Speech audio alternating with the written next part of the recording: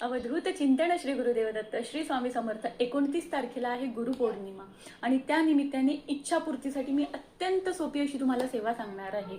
स्वामी चरित्र सारामृताचं 21 दिवसाचं पारायण संकल्पयुक्त करायचं आहे आणि कुठलीही मनात इच्छा धरून ते पारायण करा। गुरुपौर्णिमेनिमित्त तुमची इच्छा नक्की नक्की पूर्ण होणार, फक्त इच्छा प्रामाणिक असू द्या।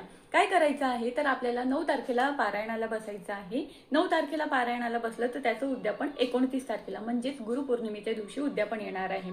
आणि सोबतच जर मध्ये तुमचे पाळीचे दिवस असेल तर तुमचा 5 दिवस गॅप होईल। मग काय होणार तर तुमचा गुरुपौर्णिमेच्या नंतरपर्यंत 5 दिवस तुमचं पारायण लागणार। तर त्याच्यासाठी एक सोपा उपाय काय आहे तर तुम्ही पारायणाला बसा 4 तारखेला, 3 किंवा 4 तारखेला बसा, म्हणजे 5 दिवस तुम्ही आधी पारायणाला बसा। म्हणजेच काय होणार ना, मधल्या काळात जर तुमचा पाळी आली तर ते 5 दिवस तुमचे सुटून जाणार आणि उद्यापन बरोबर तुमचं 29 तारखेलाच येणार आहे।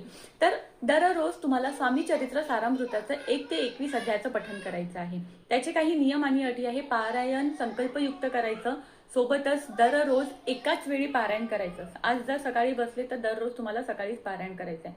21 दिवस मद्यपान आणि मांसाहार अजिबात चालणार नाही। सोबतच कोणाचं वाईट लेखायचं नाही, कोणाबद्दल वाईट बोलायचं नाही आणि काही वाईट करायचं नाही।